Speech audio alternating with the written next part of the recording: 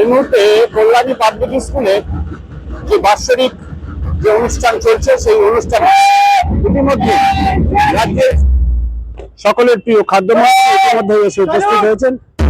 তাকে অভ্যর্থনা জানানো হচ্ছে কল্যাণী পাবলিক স্কুলের পক্ষ থেকে। আমরা দেখাবো আমাদের মধ্যে এসে উপস্থিত হলেন মাননীয় খাদ্যমন্ত্রী যতীন ঘোষ মহাশয়।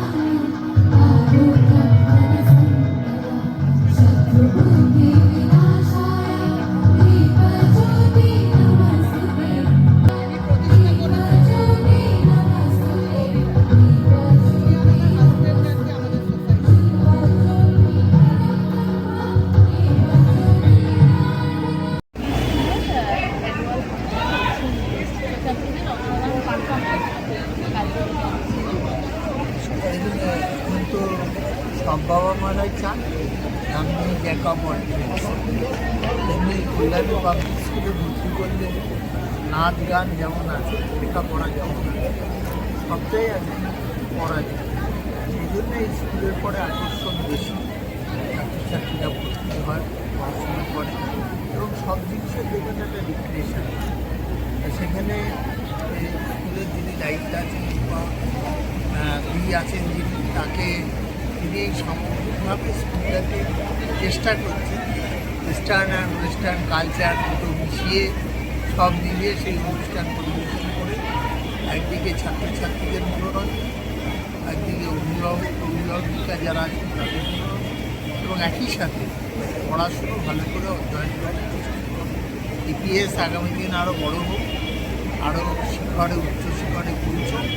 আমরা আশা করব যে ইপিএসের মধ্যে থেকে সেসব ছেলেমেয়েরা তৈরি হবে যাদের নিয়ে আমরা গর্ব। ছাত্রছাত্রীদের বলবো যে পড়াশুনোর উদ্যমের সাথে সাথে আমার ব্যক্তিদের বলবো যে শুধুমাত্র সিলেবাস ওরিয়েন্টেড না, বাইরেরও কিছু যারা বাংলার ঋষিরা মনীষীরা আছে, ভারতবর্ষের মনীষীরা আছে, যেমন একদিকে স্মার্টফোনের দরকার আছে, আবার স্মার্টফোনের বাইরেও একটা জগৎ আছে, সেটাই ভালো।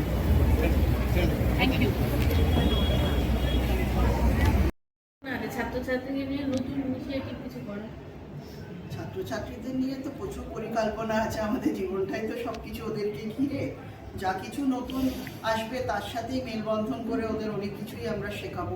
সেটা এখন দিদিমণিদের উপর আমরা ছেড়ে দিই, কারণ 1-to-1 টিচার তারাই ওদেরকে শেখায়।